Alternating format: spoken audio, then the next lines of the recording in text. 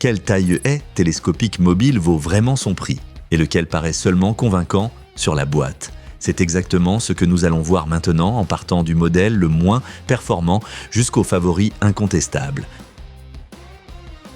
À la dernière place, on retrouve ce modèle Bosch. Cela ne veut pas dire qu'il est mauvais. Cela signifie simplement que, dans ce comparatif, il est davantage pensé pour des travaux simples que pour des haies vraiment épaisses et difficiles. Son plus grand point fort, c'est clairement sa maniabilité.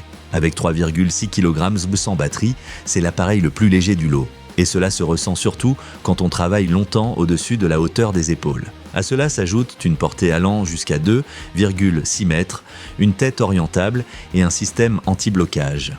Au quotidien, il donne une sensation de contrôle très agréable, presque comme si on le guidait plus qu'on ne le portait. Mais son point faible se comprend vite. L'écartement des dents de 16 mm est plutôt limité, et sa réserve de puissance est visiblement inférieure à celle des modèles Einhell plus puissants. Face au modèle filaire, il lui manque surtout de la force dès que la végétation est plus dense ou plus ancienne. Et même parmi les modèles à batterie, on trouve ici des appareils offrant plus de portée et plus de capacité de coupe.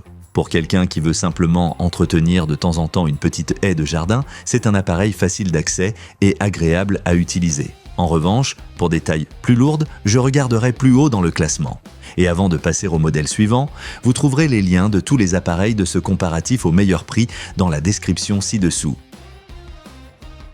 Juste au-dessus se place ce modèle Einhell. Il passe devant le Bosch dans le classement parce qu'il paraît globalement plus robuste et qu'il offre un peu plus de réserve dans le vrai travail sur les haies, même si l'écart n'est pas énorme. Ce qui plaît ici, c'est le mélange entre une capacité de coupe correcte et des réglages flexibles. La poignée peut être inclinée dans plusieurs positions, la tête moteur aussi, et il y a en plus un manche télescopique en aluminium.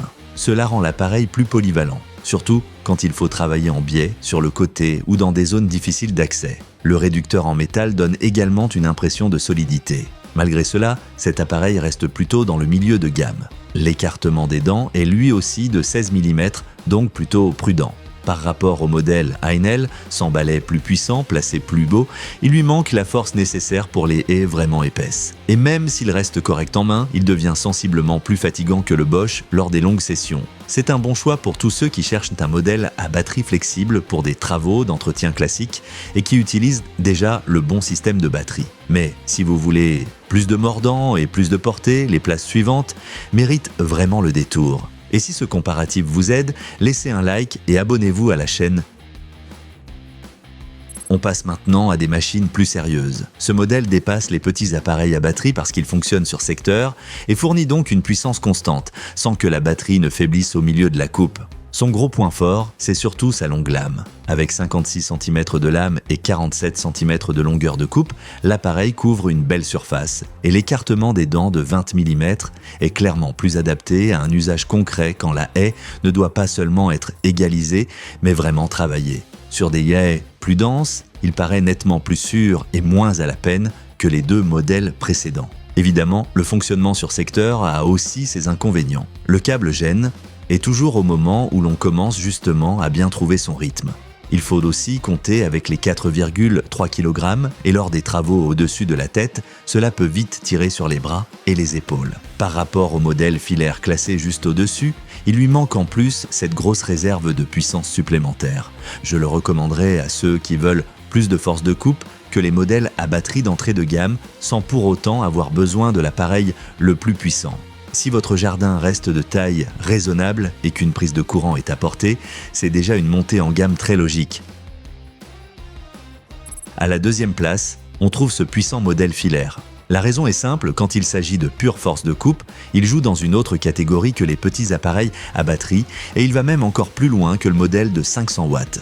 Les 900 watts se ressentent surtout quand la haie est plus dense, plus ancienne, ou tout simplement plus coriace. Il faut aussi ajouter la tête inclinable sur 11 positions qui permet en pratique de travailler sous des angles plus propres et plus confortables. Cet appareil donne l'impression d'avoir été conçu pour ceux qui ne veulent pas seulement égaliser les extrémités, mais vraiment enlever de la matière. En comparaison directe avec le modèle de 500 watts, c'est clairement une machine plus sérieuse.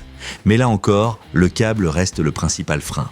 Aussi puissant que soit l'appareil, on ne se sent jamais vraiment libre avec dans le jardin. Il faut aussi noter que ce genre d'appareil télescopique puissant peut devenir fatigant à la longue, surtout si l'on travaille souvent au-dessus de la tête. Par rapport au premier du classement, ce n'est donc pas la puissance qui manque, mais bien la liberté de mouvement. Ce modèle convient surtout aux utilisateurs qui veulent une force de coupe maximale et que le câble ne dérange pas. Si vous entretenez régulièrement des haies robustes, c'est un vrai outil de travail. Mais si vous préférez travailler sans câble tout en gardant beaucoup de puissance, alors voici maintenant la première place. À la première place arrive ce modèle Heinel, et ce n'est pas un hasard. Dans ce comparatif, c'est le package le plus complet, parce qu'il réunit de la façon la plus convaincante une forte capacité de coupe, une grande portée et une vraie liberté de mouvement. Déjà sur le papier, cela annonce du solide. Moteur sans balai, lame de 55 cm, longueur de coupe de 50 cm et écartement des dents de 25 mm. C'est un vrai bond en avant par rapport aux petits modèles à batterie. À cela s'ajoute une portée allant jusqu'à 2,9 mètres et c'est justement ce qui fait souvent la différence dans le jardin. D'après mon expérience, c'est le type d'appareil avec lequel on sent plus vite que, cette fois, le travail avance vraiment. Bien sûr, il n'est pas sans défaut. Avec 4,15 kg, ce n'est pas un poids plume et ni la batterie ni le chargeur ne sont fournis.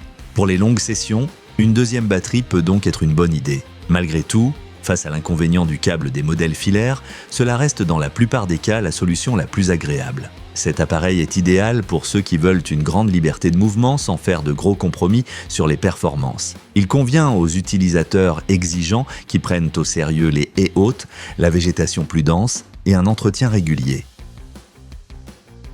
Allez jeter un autre coup d'œil au meilleur modèle via les liens dans la description ci-dessous et comparez tranquillement celui qui conviendra le mieux à votre jardin. Et si ce comparatif vous a aidé, laissez un like et abonnez-vous à la chaîne.